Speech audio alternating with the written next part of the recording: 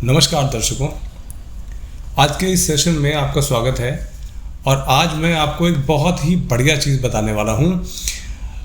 अगर आप प्रॉपर्टी में इन्वेस्ट कर रहे हैं, चाहे आप इन्वेस्टमेंट के रूप में इन्वेस्ट कर रहे हैं या फिर एंड यूज़ के लिए इन्वेस्ट कर रहे हैं, तो आपको कुछ पॉइंट्स ध्यान में रखने हैं। इन पॉइंट्स को ध्यान में रखकर आप एक बढ़िया रिटर्न के लिए रास्ता ओपन रखते हैं, प्लस आपको रहने में भी वहाँ पर अच्छा लगेगा अगर आप एंड यूज़ के लिए प्रॉपर्टी लेते हैं। तो सबसे पहली चीज़ जो आपको ध्यान में रखनी है वो है उस प्रोजेक्ट या प्रॉपर्टी का लीगल स्टेटस।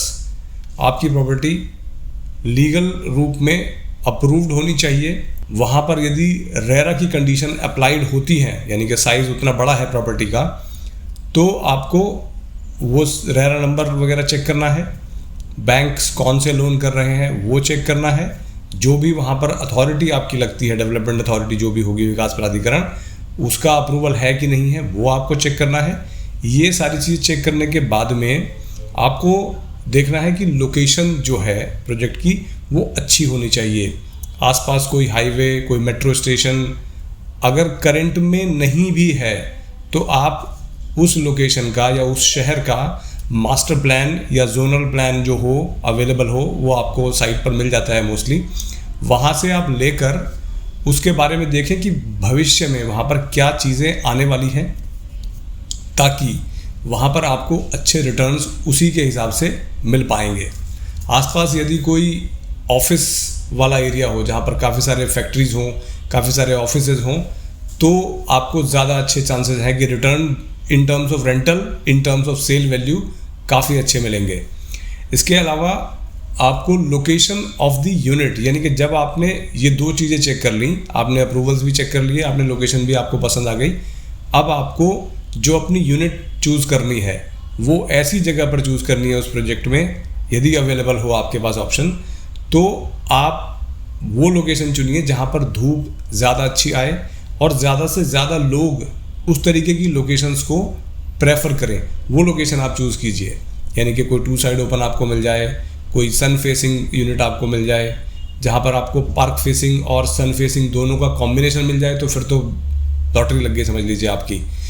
इसके अलावा आपको देखना है जो यूनिट आप चूज़ कर रहे हैं वो उसकी जो स्पेस प्लानिंग है, स्पेस प्लानिंग बढ़िया होनी चाहिए, यानी कि उसमें स्पेस की वेस्टेज, देखिए लोडिंग तो आपको आज की डेट में हर प्रोजेक्ट में मिलेगी, तो लोडिंग से तो आप नहीं बच सकते, बट स्पेस प्लानिंग बढ़िया होनी चाहिए। कहीं पर भी स्पेस वेस्ट ना हो जिस यूनिट में, या मिनिमल वाली स्थिति हो, वो यूनिट आप चूज़ कीजिए, ताकि जो बंदा कल को अगर आप किसी को सेल आउट करेंगे तो वो उस चीज़ को अप्रिशिएट करे कि हाँ आपने एक अच्छी यूनिट चूज़ की थी।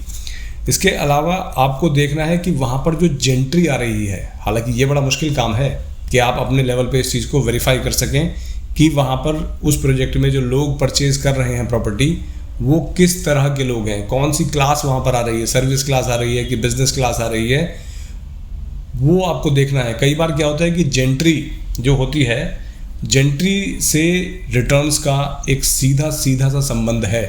अगर जेंट्री अच्छी है किसी प्रोजेक्ट में तो आपको ज़्यादा अच्छे रिटर्न मिलेंगे, क्योंकि ज़्यादा लोग उस अच्छी जेंट्री के साथ में रहना चाहेंगे। अगर कहीं पर जेंट्री ख़राब है तो आप भी नहीं जाना चाहेंगे किसी ऐसी जगह पर जहाँ पर जेंट्री अच्छी ना रहती हो। तो जेंट्री भी एक बहुत महत्वपूर्ण अंग है आपके लिए रिटर्न्स दिलाने में। इसके अलावा यदि बिल्डर का पास्ट रिकॉर्ड अवेलेबल हो कि जो बिल्डर है या डेवलपर है वो किस तरीके के प्रोजेक्ट डिलीवर करता है, मतलब उनको अच्छा डिलीवर करता है बट मेंटेन पुअर होते हैं, डिलीवर ही पुअर करता है और मेंटेन भी पुअर होते हैं, तो वहाँ पर भी आपके जो रिटर्न्स हैं वो पॉजिटिव के बजाय नेगेटिव हो जाएंगे। तो इसलिए आपको ये चीज़ें अपने ध्यान में रखनी है जब आप कोई इन्वेस्टमेंट करने के लिए प्रॉपर्टी में निकलते हैं। तो उम्मीद करता हूँ कि ये जानकारी आपको कहीं ना कहीं किसी रूप में हेल्प ज़रूर करेगी जब आप इन्वेस्टमेंट के लिए प्रॉपर्टी में जाएंगे। अगर जानकारी अच्छी लगी हो तो इस वीडियो को आप लाइक, शेयर कर सकते हैं, हाइप कर सकते हैं, और चैनल पर यदि फर्स्ट टाइम आए हैं तो चैनल को सब्सक्राइब भी कर सकते हैं। Thank you very much for your time. Do take care of yourself. नमस्ते।